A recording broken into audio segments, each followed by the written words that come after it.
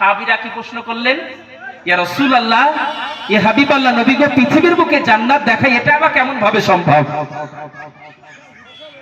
আমার নবী, বিশ্ব নবী, নবী মুহাম্মদুর রাসূলুল্লাহ সাল্লাল্লাহু তাআলা আলাইহি ওয়াসাল্লাম বললেন, যেই জায়গাতে আল্লাহ এবং আল্লাহ রাসূলের আলোচনা হয় ওই জায়গাটা হলো পৃথিবীর বুকের জান্নাত। জোরে সোরে বলুন না সুবহানাল্লাহ।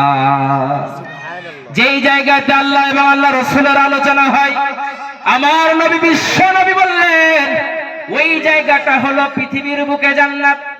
এই জান্নাতের মজলিসে যারা আসবে বসবে, আমার নবী বিশ্ব নবী বললেন, তাদের জীবনের সমস্ত গুনাহ আল্লাহ পাক রব্বুল আলামিন ক্ষমা এবং মার্জনা করে দেন। একবার জোরে সোরে বলুন না সুবহানাল্লাহ। তাহলে বোঝা গেল, আমরা যেই জায়গাতে আল্লাহ এবং আল্লাহ রাসূলের আলোচনা হয়, যেই জায়গাতে রাসূলুল্লাহর বাণী হয়, আমার নবী বিশ্ব নবী নবী মুহাম্মদুর রাসূলুল্লাহ সাল্লাল্লাহু তাআলা আলাইহি ওয়াসাল্লাম বললেন, ওই জায়গাতে আল্লাহর পক্ষ থেকে রহমত বর্ষণ হয়। একবার জোরে সোরে বলুন না সুবহানাল্লাহ। এই মজলিসের মধ্যে সাহাবারা বসে আছেন। সাহাবারা আপনার প্রশ্ন করলেন, ইয়া রাসূলুল্লাহ, ইয়া হাবিবাল্লাহ, নবী গো, আমাদের এই মজলিসের মধ্যে যদি কোনো সুদখোর যদি বসে যায়, জেনাকার নেওয়ালা যদি বসে যায়, যদি ঘুষখোর ব্যক্তি বসে যায়, যদি কি বলে পাপিষ্ঠ ব্যক্তি যদি বসে যায়, ইয়া রাসূলুল্লাহ, ইয়া হাবিবাল্লাহ, নবী গো, তাদেরও কি গুনাহ কি মাফ হয়ে যাবে? আমার নবী বিশ্ব নবী নবী মুহাম্মদুর রাসূলুল্লাহ সাল্লাল্লাহু তাআলা আলাইহি ওয়াসাল্লাম বললেন, তার জীবনের সমস্ত সাগীরা গুনাহ মাফ হয়ে যায়। একবার জোরে সোরে বলুন না সুবহানাল্লাহ।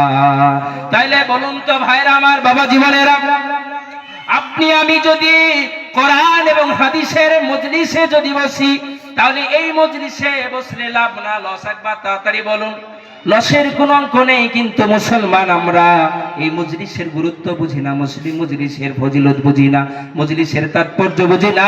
আজকে যদি মুসলিম কমিউনিটির মানুষ, আজকে মুসলিম জাতি যদি বুঝতো যেই জায়গাতে আল্লাহ এবং আল্লাহ রাসূলের আলোচনা হয়, ওই জায়গাতে বসলে দুটো উপকার বলেছিলাম। এক নম্বর হলো আল্লাহর নবী বিশ্ব নবী নবী মুহাম্মদুর রাসূলুল্লাহ সাল্লাল্লাহু তাআলা আলাইহি ওয়াসাল্লাম বললেন, তার জীবনের সমস্ত ছোট গুনাহগুলো মাফ হয়ে যায়।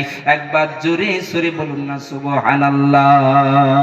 দ্বিতীয় নম্বর, আমার নবী বললেন, যেই জায়গাতে রাসূলুল্লাহ আল্লাহর বাণীর আলোচনা হয়, ওই জায়গাতে যারা আসবে বসবে, আল্লাহ পাক রব্বুল আলামিন ওই বান্দাদের উপরে রহমত বর্ষণ করেন।